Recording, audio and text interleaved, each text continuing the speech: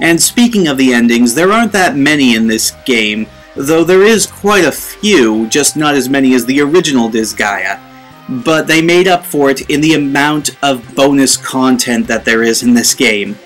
While the original Disgaea did have quite a bit of extra content that you could unlock, this game completely blows it out of the water and completely floods itself with its bonus content.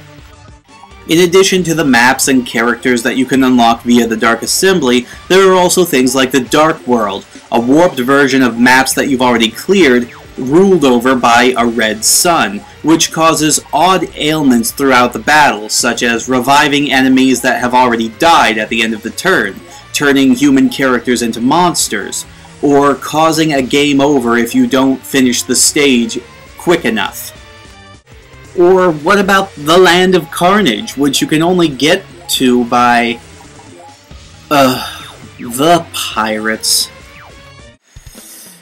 And it is here where I must address, once again, a pretty major flaw of the game. Now, the first game had the balancing issue, and they fixed that here. But they opened up another flaw, and it's the busy work. Seriously, all of this bonus content is really nice, that is true, but the amount of work that you have to do in order to earn this bonus content is phenomenally annoying, especially when it comes down to the fact that most of the content you're unlocking will just create more work for you down the line. Take, for example, the tier system. Yes, it is nice that all of these different classes are now relatively balanced, but it's a real pain in the neck getting them to the next tier. Each class is made up of 6 tiers. In order to unlock Tier 2, you have to create a character in Tier 1, level him up to a specific level, and then create or reincarnate into the second tier and level him up to a higher specific level to get access to Tier 3. And then you create a Tier 3 character and you repeat the process over and over until you get to Tier 6, having to reach a higher level each time. That is busy work, and I do not like busy work. I get that work is supposed to make us appreciate our rewards a little bit more, but you know what? This is just a really cheap and annoying way of wasting our time and keeping us from getting to Tier 6 right away. Now, as annoying as that kind of work is, I can live with it. But here's an even better example of the type of busy work you have to do in order to unlock everything in this game. In order to get to the Land of Carnage, which is considered the ultimate challenge in this game, you have to first go to the item world and hunt down 16 different teams of pirates. The pirates appear at random, and each one, the first time you fight them, is carrying a treasure map. You need to get all the pieces of the treasure map from all the pirates before you can move on to the Land of Carnage. The problem is, since they appear randomly, and they only appear on the first, second, or third turn of a battle, and there is no guarantee that a pirate will even show up, it can become extraordinarily tedious. It's basically just luck whether or not you run into a pirate at all, and since past teams of pirates that you've already killed and taken the map from can still appear, you end up fighting the same team of pirates over and over and over again, never making any headway. It doesn't even help that a majority of pirates will not appear if you're below a certain level in the item. They won't start appearing until you reach above level 20, and the last few pirate teams won't appear unless you're above level 60. Oh god, can we talk about something else now? It hurts my head to think about that. Now, I didn't really discuss the graphics in very much detail in my last review, and that was because I thought that the graphics could pretty much speak for themselves, but I do regret not really mentioning them, so I will say that as a person who grew up during the bit wars of the early and mid-90s, I am a huge fan of this kind of sprite-based graphical system. And here is a demonstration of how it can be done really, really well. In fact, Nippon Ichi Software makes a very big habit of making most of their games like this. 3-dimensional backgrounds with sprite-based characters and attacks. And it works really, really well, especially in this game. The animation for the attacks and the character emotion that these sprites can display is actually really well done, and I actually haven't seen too much of this in other games, except in other Nipponichi games.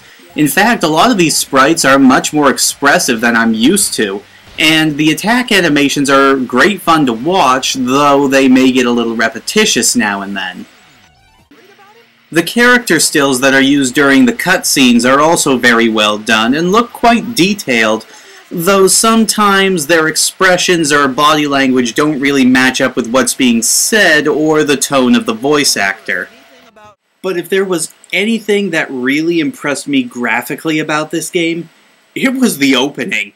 Now, the original Disgaea didn't really have much of an opening, and so I wasn't really expecting much when I booted up the game disc for the first time, and I really was not expecting a full anime-style opening set to a really catchy J-pop tune.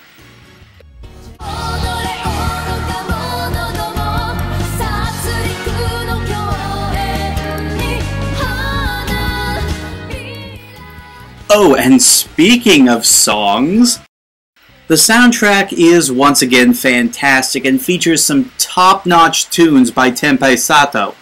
While there are quite a few reused tunes from the first game, all of them have been slightly remixed, so they don't feel old or stale, and even if he hadn't done anything with them, they still would be awesome tracks. But there's also a great selection of brand new music. One of my personal favorites being the tune that you hear around Holt Village, your home base for the game.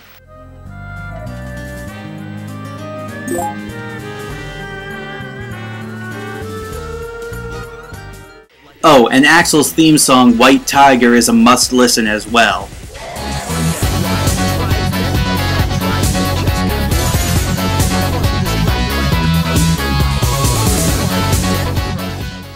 Apart from the instrumentals, the game also has a lot of great vocal music as well, such as the song that was featured during the opening, Sinful Rose.